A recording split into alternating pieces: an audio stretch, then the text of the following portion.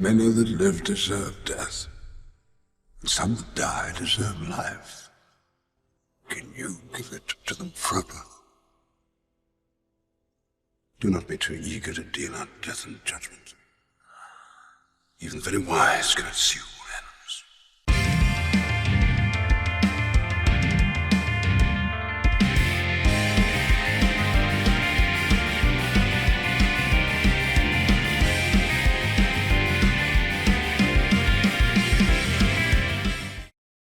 Should superheroes kill?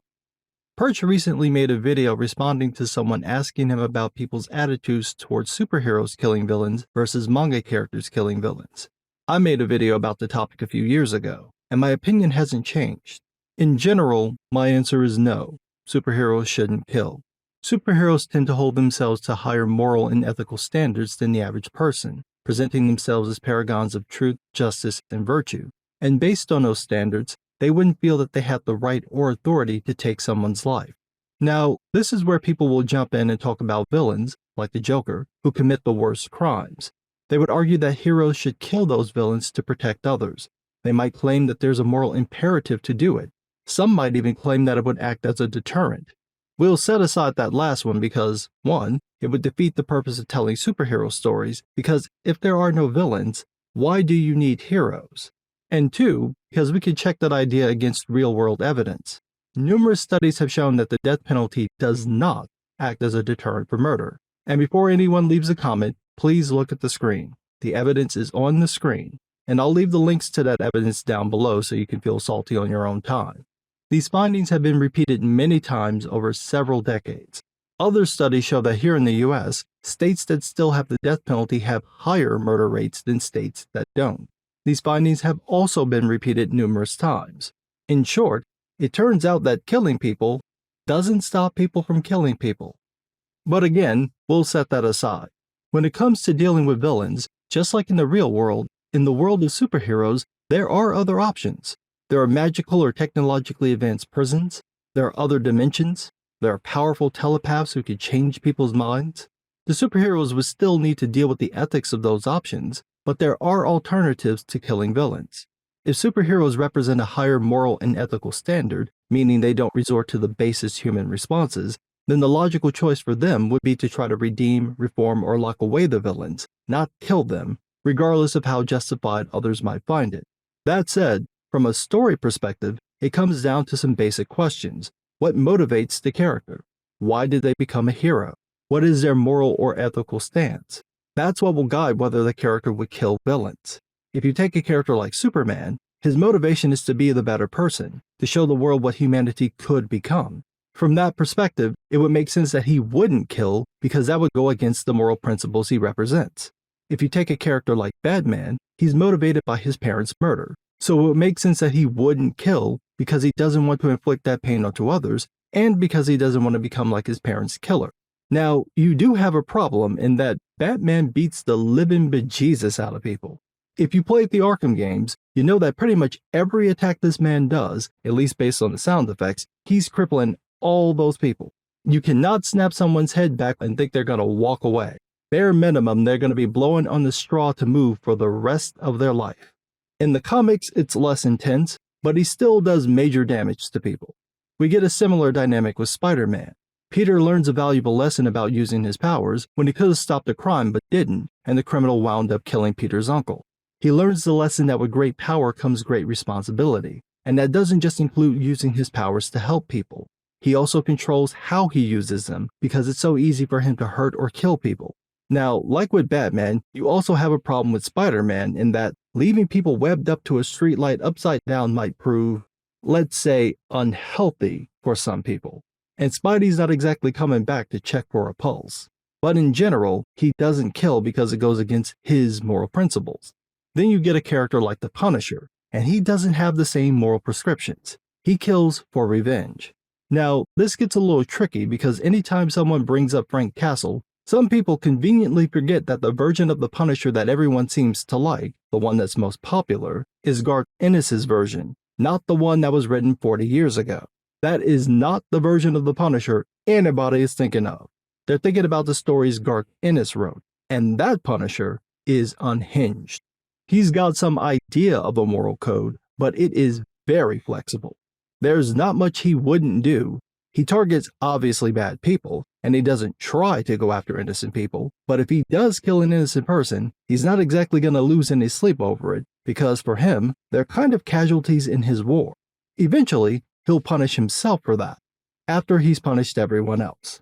You also get someone like Wolverine, who kills because of his training and his life experiences. Logan is similar to the Punisher in that he doesn't try to kill innocent people, but if you get on his bad side, there is a very good chance he might kill you. That increases if you start messing with mutants or anyone he cares about, and he really doesn't care if you're not the one directly doing it. If you just belong to the group, pray he doesn't notice you. But again, he's got some idea of a moral code at play. It's just extremely one-sided. And then you get characters like Mr. A, or his tamer version, The Question, or the more extreme version with Rorschach, who kill because they think they're doing the right thing. For them, there is only black and white, good and bad. There is nothing in between. You're either on one side or the other, and if they think you're on the bad side, there is no punishment that is off limits. If you commit a crime, your life is forfeit. Those are the major categories we see in superhero comics, and in general, superheroes lean toward the Superman, Batman, Spider-Man model. They don't kill. That doesn't mean that their villains don't die. In plenty of stories, the villains occasionally meet their end, sometimes in ways the heroes could have, but didn't, prevent. Over time, that trend changed, mostly because publishers wanted to use the villains again. It's easier for the villain to get away or break out of prison than to have them repeatedly rise from the dead. Recently, it shifted into explaining the villains' motivations, not necessarily rationalizing their actions, but giving them understandable reasons for committing those bad acts. Those are the reasons why you typically don't see superheroes kill their villains. In comparison, the heroes in manga cover all the types I mentioned, and while the characters lean towards not killing their villains, it's closer to 50-50 than people think. You have characters who will kill and would never kill, often in the same story. For example, in Naruto, the heroes kill the villains all the time. They're ninja, that's what they do. But Naruto himself doesn't kill villains and goes out of his way to avoid it. The best example is with Nagato. Naruto definitely wants to kill Nagato, especially after what happened with Jiraiya, Kakashi, and Hinata. But to prevent continuing the cycle of revenge, Naruto forces himself to talk to Nagato instead. That became a bit of a trope in Naruto, but it actually reached its peak in Dragon Ball. Goku also doesn't kill his villains. Most of the time, he's able to befriend them, or at least earn their respect. The exception was Frieza, which immediately backfires because when Goku beats Frieza and tries to let him live, Frieza turns on Goku, forcing Goku to kill him, which he technically doesn't do. Trunks, on the other hand, gets it done. You also get characters like All Might, who does kill villains, but not all of them. It's typically the ones who are immediate threats, like if you don't take this person out right now, they're not gonna stop. But he doesn't go out of his way to murk every villain in sight. The same thing happens with Bleach, where the Shinigami kills some of the villains, but not all of them. And that ties into manga about supernatural creatures who act or look human but aren't, who are often killed and not killed based on the hero's moral standards. Again, it comes down to the mindset of the character. Does it make sense that that character would, based on their moral and ethical point of view, kill villains? This is where manga and American comics differ, because there's more gray area, a greater variety of moral codes and ethical stances in manga than in American comics, and that's because there's a greater variety of genres in manga compared to the dominant superhero genre in American comics. That's why you see more manga heroes kill their villains. The protagonists in manga may be heroes, but they aren't always akin to superheroes, so they're not bound to the same tropes and rules of that genre. Now, when people bring up this talk about superheroes killing villains, or bad guys in general, it usually has nothing to do with superheroes. It's just projection. It's how those people think. So they want superheroes to reflect their views, ignoring how the characters would actually think. So when people say Batman should kill, they're not concerned about how Batman thinks as a character, as a person. They're concerned about how they think. They think the Joker murdered all these people. He deserves to die. And if you're being practical about it, if no one's going to lock him up in the Phantom Zone or get Zatanna to wipe his mind, it is very stupid to leave the Joker alive because he's not going to stop. But, and this is key, that doesn't fit Batman's personality. Batman doesn't want to become the thing he hates. He doesn't want to become a murderer. So for him, killing the Joker crosses the line, and so does allowing anyone else to do it. There are, after all, plenty of people, like Wonder Woman, who would absolutely kill the Joker. If Batman went, "You know what, Diana? I don't want to deal with the Joker anymore. Do what you think is best," he wouldn't even be able to finish his thought before she lopped off the Joker's head. But again, that doesn't fit Batman's personality and motivations, and that's what this comes down to. Does it make sense for this character to behave this way? Also, once you have superheroes killing people, you have to deal with what happens should they kill an innocent person. Obviously, with it being fiction, you could write the stories where the hero never makes that mistake, but that's a cop-out, and a cowardly one at that. A character like the Punisher or Mr. A would probably kill innocent people, and it would be interesting to see how they deal with their actions, especially if the writer doesn't take the easy way out by conveniently having the characters punish themselves. If they're written like real people, that's not what they would do. Eventually, if you have heroes kill villains, at some point they could get scammed or manipulated or could simply get it wrong. What do the characters do when that happens? That's a tough question, one that people clamoring for heroes to kill don't like answering, and that's not limited to fiction. They usually have the same reaction to real-world situations, like the death penalty. In all probability, some state in the US has executed an innocent person, probably a red state because they execute the most people. It's simply impossible to avoid. Every case doesn't have clear-cut evidence proving guilt. Witnesses may lie or misremember. Evidence can be manipulated, falsified, or lost. There are corrupt cops, prosecutors, and judges. Eventually, a state will kill an innocent person. When that happens, what do we do? What is the proper reprisal? We can't bring the person back to life. There's no amount of apology that's sufficient. If there were, then that should have applied to the person who was just executed. So, what do we do when an innocent person's life is taken under the guise of justice? That question becomes more important when you have people with superpowers doing this. You're willing to give people with that much power the authority to decide who lives and who dies? You trust them. You assume they would never misuse that power? They would never abuse it? You're certain these people would only use their power to do good. Those questions are why Alan Moore wrote Watchmen. Who watches the Watchmen? That's the reason that question is asked. It's very dangerous to give people that kind of authority and power, and if you're going to tell stories where the heroes kill people out of some sense of self-righteous justice, you're going to need to address what happens when they get it wrong, because it's not believable they wouldn't get it wrong. And for the people who want to write stories where the hero never makes that mistake, well then, they're not really telling stories, are they? They're just living out some weird self-indulgent murder fantasy, and a hypocritical one at that. Because when the villains share their worldview or target people they don't like, well, that desire to kill the villains just disappears. That said, I'm not against the idea of heroes killing villains, but I think it needs to be consistent with the character's personality and morals, and it needs to make sense within the context of the story.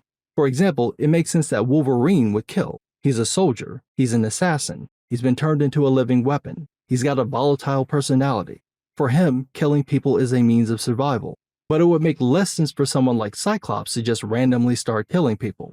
That's not in his personality, and it's not part of his past. If he did that, you need to explain why he does it, what pushed him over the edge, and what, if anything, he can or wants to do to redeem himself. If you don't do that, then you just broke the character. If you create a new character who wants to stop murderers by having them go around offing the people they think deserve to die, then you need to deal with why that person chose that path, the aftermath of what they do, potentially creating new villains, and the hypocrisy of their actions, because they're doing the very thing they're condemning. How does this character rationalize their actions? Now, every time this topic of killing bad guys comes up, whether we're talking about in fiction or in real life, it reminds me of one of my favorite lines from The Lord of the Rings. Many that live deserve death, and some that die deserve life. Can you give it to them, Frodo? Do not be too eager to deal out death and judgment. Even the very wise cannot see all ends.